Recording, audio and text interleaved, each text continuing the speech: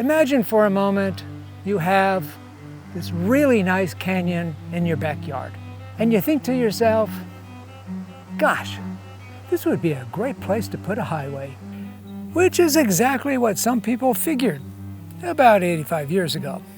So they started to build a road, and when they came to this river, they built a bridge over it.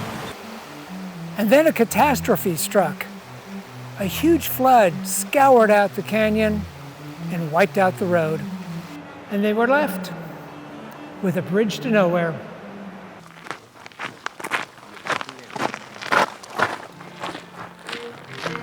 I start the hike at this gate at the end of Camp Bonita Road.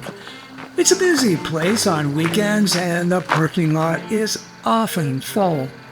At first, the walking is easy enough on a level dirt road above the east fork of the San Gabriel River that only lasts a half mile.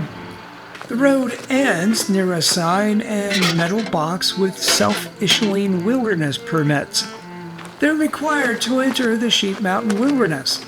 The boundary is down the trail a bit. I now drop to the river where it appears the path continues up the rocks. Well, no. It's the first of many misleading dead ends. Instead, I have my first personal contact with the river. I have to get used to it.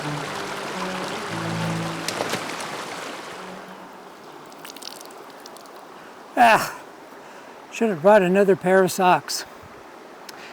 In a way, this is a reminder of why we're hiking this route instead of driving. You see, the original idea behind this was to connect San Gabriel Valley to the mountain town of Wrightwood via a two-lane highway. Not sure why that was necessary, but someone thought it would be a good idea. So, construction started in 1929. Unfortunately, 9 years later, a huge flood wiped out the first 5 miles of the road, leaving only the bridge over the east fork of the San Gabriel River. No one wanted to invest in rebuilding the road, and the project died. The trail crosses and recrosses the stream at least 6 times as it weaves back and forth through the canyon. It's not the easiest trail to follow. Going off course among the many rocks is always a possibility.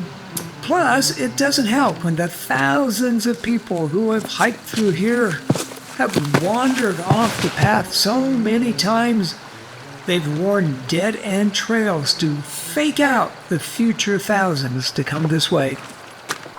Okay, which way do I go? Let's try this.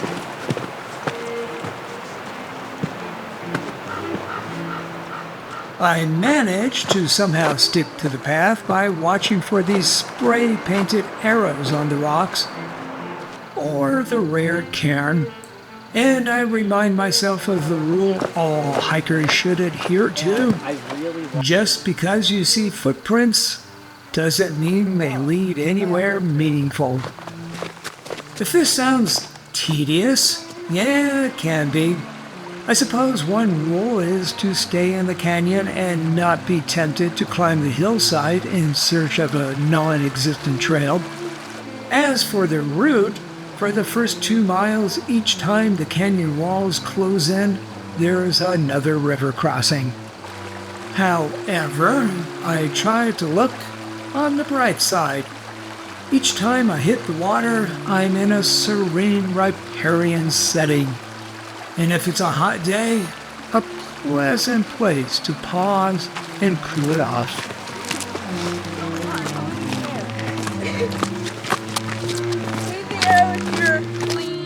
I did say it can get busy here. Along the way, there are the occasional highway artifacts left behind after the great 1938 flood, such as these bridge supports to nowhere, or patches of asphalt to nowhere.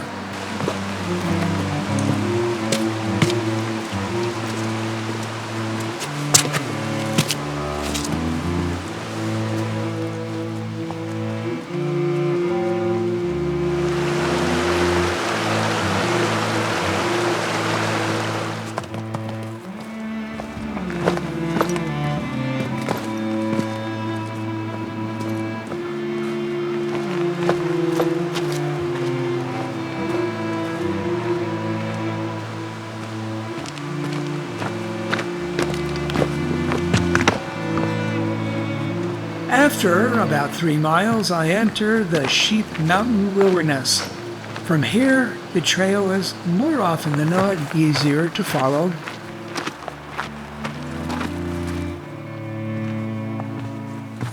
What?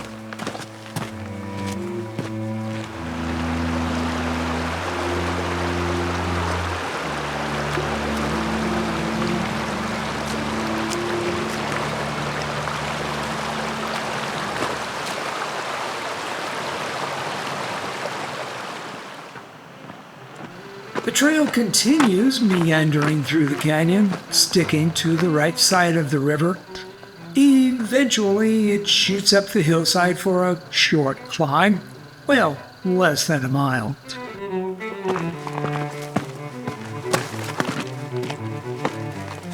I forget to watch for the yuccas, and I pay the price. Finally, after traversing the ridge, the trail levels off at this side. Note the no-nonsense warning that being stupid is no excuse for stupidity.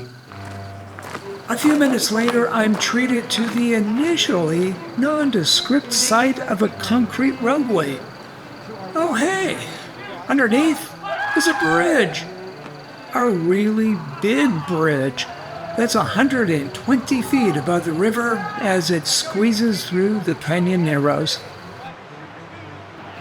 This bridge is unusual for more than the obvious reason of it not being connected to a functioning road. A bungee jumping company owns the structure and the surrounding 50 acres within the wilderness. On the weekends, they offer those with a Franklin and change the opportunity to plunge out over the river and live. If that doesn't thoroughly scare the crap out of their clients, after 3 turns, they allow them the chance to get fancy with what they call advanced jumps. That is, front or back flips, the elevator drop, and the lumberjack, where you imitate, I'm guessing, a falling tree. I note on this particular day the jumpers are almost all women, while the men hang back, possibly their hearts in their throats. Weenies. 5, 4, 3, 2, 1.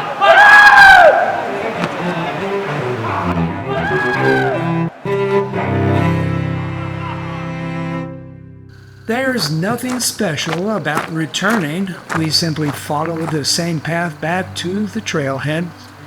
Then again, that's complicated enough. Although for some reason, I'm able to follow the route more easily than on the way in. It becomes the trail to somewhere.